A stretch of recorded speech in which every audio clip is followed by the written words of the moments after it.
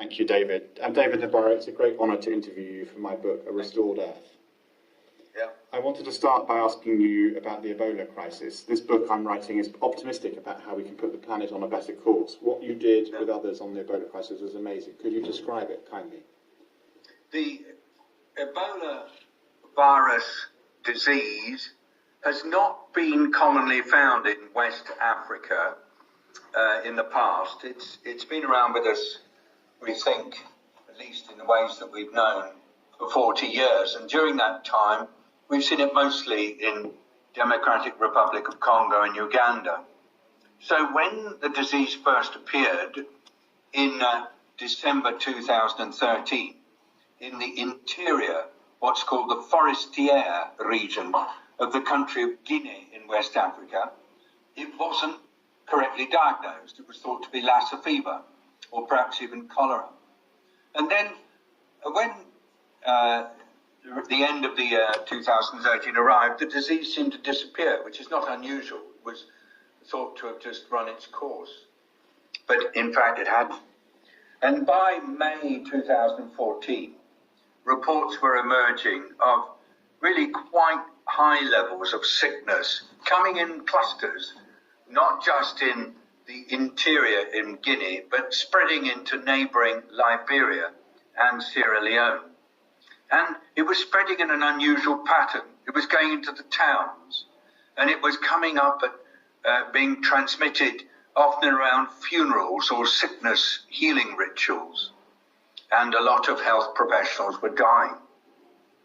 I was involved by the United Nations Secretary General Ban Ki-moon during August 2014. He rang me up and he said, could you use your coordination skills to help us get a better handle on what's going on with this disease?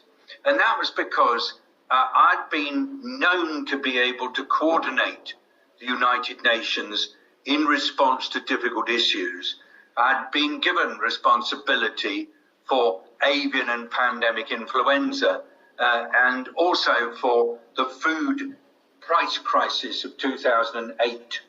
And the Secretary General's request of me was that I tried to help make sure that the whole of the United Nations was supporting the people of Guinea, Liberia and Sierra Leone, who by this time were experiencing a disease outbreak that was of the kind that they'd never seen before, with the numbers of people experiencing Ebola doubling each 3 weeks.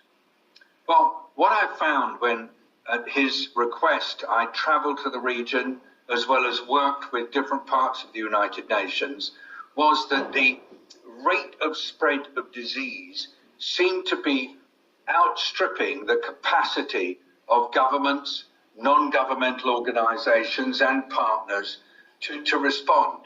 Essentially, the numbers of cases doubling every 3 weeks meant that the requirement for treatment beds and the requirement for people to help deal with other facets of the disease was also doubling every 3 weeks, yet the arrival of personnel to support the national authorities and the arrival of being able to set up mobile treatment centres was only increasing at a linear rate. That means along a straight line, and it wasn't increasing at anything like the rate needed to deal with the problem.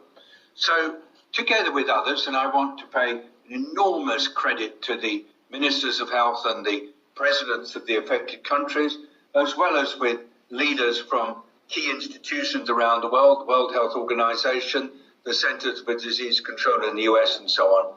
But with others, by the end of September, I was requesting Ban Ki-moon in the UN to realize that we really needed a 20-fold increase in the response capacity to get ahead of this mounting epidemic curve. And that meant asking leaders of countries all over the world to be prepared to take unusual measures to be helpful.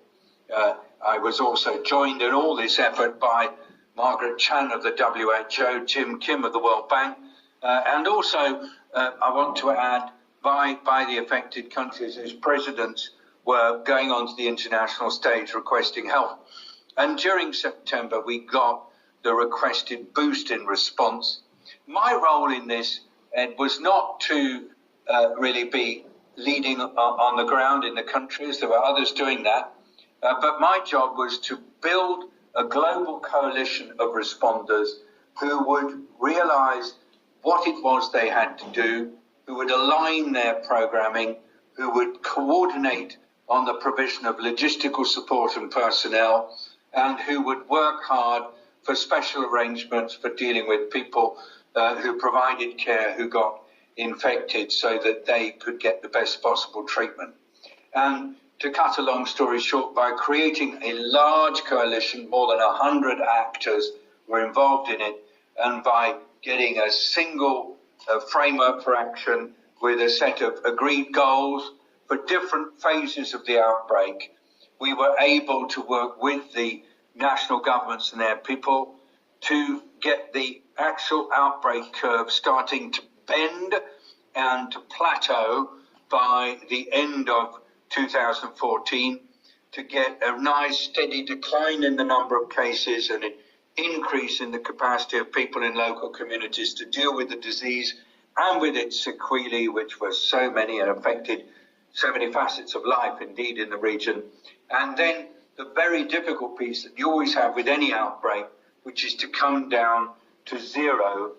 We were able to do that through 2015. The last part was really difficult because the virus did seem to stick around in some people, and that meant we got little flare-ups that had to be dealt with. And we weren't able to declare the outbreak was ended till the very end of 2015. So that, in short, was what I was doing, working with people, trying to create a large coalition, ensuring that everybody, as far as they could, was able to follow a single strategy, and then having the phases of the outbreak dealt with collectively by a community of many thousands of outsider and insider health personnel and their supporters, with the involvement of militaries from various countries, and also by a larger international community that was providing support, including many billions of finance, because we wanted to make sure that it was well used. And the result has been a lot of lessons have been learned. The work of the World Health Organization and the UN more generally has been reformed, and I think that with any luck, I'm touching wood here, if there's a future Ebola type crisis, it will be dealt with more rapidly and at an earlier stage, and we won't have such a terrible episode to deal with so many deaths.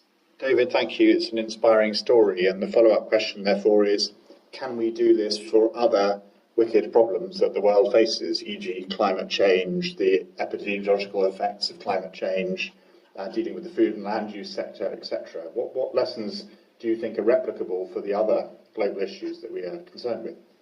I think it's very important that you ask that question, Ed.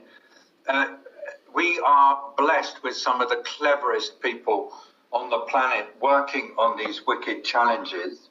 But the challenge always is to get that brain power and expertise coming together, what I call collective action, so that people, instead of operating separately, are gelling and operating in synergy. And to do that, we have to overcome some of the challenges that do beset us. The first is that operating in separate disciplines or in separate sectors, and instead working in a transdisciplinary and intersectoral way. Secondly, is having the space and opportunity to align our programs with each other so that they are able to function in synergy. That's tricky because we often work in separate organizations with their own mandates, their own motives, their own modus operandi in each case, and getting that flexibility for alignment and synergy is difficult.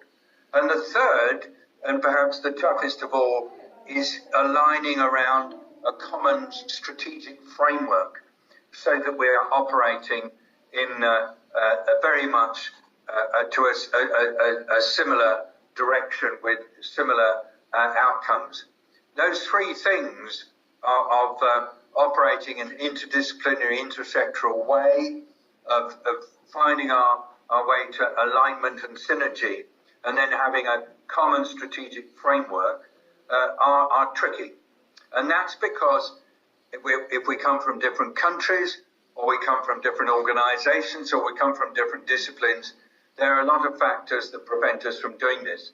But I see lots and lots and lots of signs that this more coalition style of working is picking up, and therefore I've got a lot of hope. What do we need to get there? Answer, you do need folk who are prepared to be the conductors of the orchestra to help everybody to operate in this way, and you need a huge amount of trust. People will not work together in an effective way if they are not able to trust each other. And the building of trust is never a simple process. You have to earn that trust, just like you have to earn the right to lead, and that is a key part of it. So the steps on the way there to get there are, you need the people who have the ability to conduct an orchestra that comes from different organizations or different nations. And secondly, you need the opportunity to generate trust. And those are the things that I believe that in working on climate, through, for example, the Friends of Climate Action, or in working on food and land use through, for example, the Food and Land Use Coalition, those are the things that we need to look for in those arrangements. Thank you so much, David. I wanted to ask you two questions about your role as a medical doctor. One, what are the health implications of climate change left unaddressed, and how do we mitigate those and adapt to them? We are operating now within the most wonderful plan for the future of the world's people and the planet. It's called the 2030 Agenda for Sustainable Development. There is no other plan like it. There is no other planet, of course, if we don't manage to get the plan right, and we have problems with this one, we don't get a second chance. So for all those reasons, we must take this plan, which was negotiated by 193 different countries over a 3-year period. We've got to take that plan super seriously and get it right. Right at the center of that plan is a series of goals. And the 13th goal is the goal related to climate action. It's the one goal that possibly is the most important of all, because if we don't deal with climate and its implications, then everything else will go wrong. Our efforts to reduce poverty will go wrong. Our efforts for food security will go wrong. Our efforts for clean water and sanitation will go wrong. Our efforts to look after the oceans and also land will go wrong. It's the one part of the Sustainable Development Agenda that is the critical path around which everything else hangs. And of course, there are terrible health implications if climate change is not properly addressed. Communicable diseases will have different patterns of spread. There will be more deaths as a result of extreme heat, and that's particularly dangerous for old people. There will be a lot of challenges in areas that are directly affected by climate change, such as low-lying plateaus where a lot of people live, deltas and so on. We will see increased catastrophic climate events that will lead to suffering, as, for example, is already happening with typhoons and so on in Pacific Islands or in the Caribbean. Taken together, the health impacts of climate change have been identified by the World Health Organization as one of the greatest threats for the future of humanity. Because even if we end up with an average of 2 degrees centigrade temperature increase compared with the past as a result of climate action, we know that that's just an average, and there will be extremes, and those extremes will be giving us new patterns of disease, such as malaria spreading up into highlands where it hasn't been before, like in Ethiopia, or such as new patterns of disease spread, such as dengue, that will affect much larger populations. Thank you, David. The health community, therefore, has a particularly powerful voice in calling for climate action. The health community has the capacity to measure. The health community has the capacity to model. The health community has the capacity to predict what will happen. The health community is committed to leaving no one behind. It will look at the impact, the particularly pernicious impact of climate change on poorer people, on women and children. Yes, the health community must do its work right and must be ready to explain to others what will happen if climate action does not lead to the right results. Is it far-fetched to say that we need a Hippocratic oath for the planet in the way that we have a Hippocratic oath for the relationship between doctor and patient? I certainly believe that we have to go beyond the notion of do no harm, which has been the guide for so much of what's happened in business, in government, and in other sectors, to a total position where everybody is committed to doing good for people and planet. If that's got to be done through some kind of commitment that's almost a professional code of conduct, then so be it.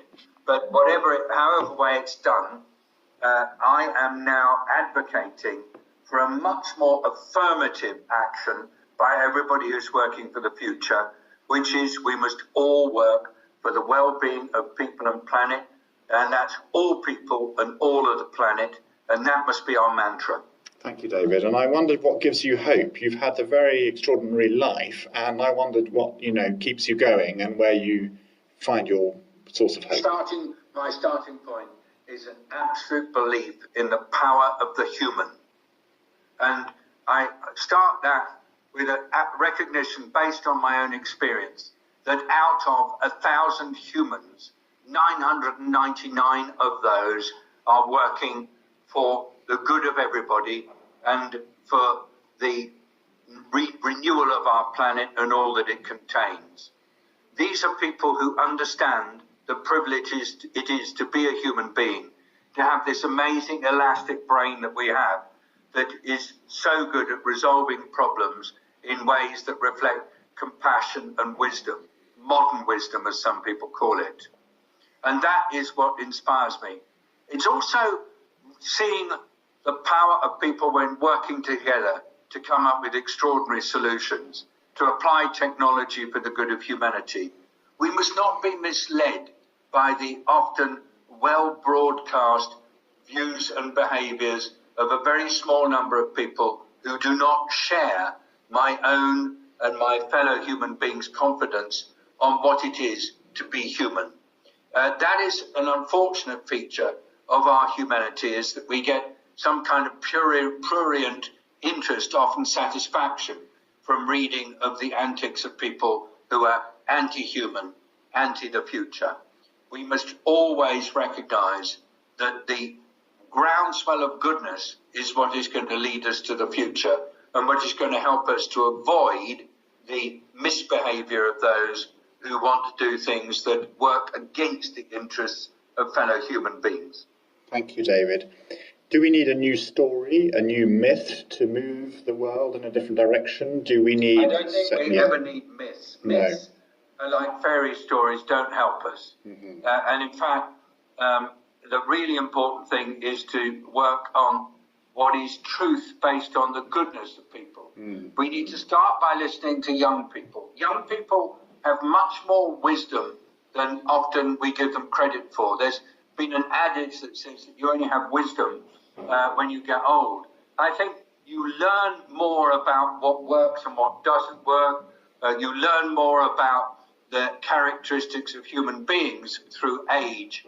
But wisdom starts from early youth, and that means listening to the young.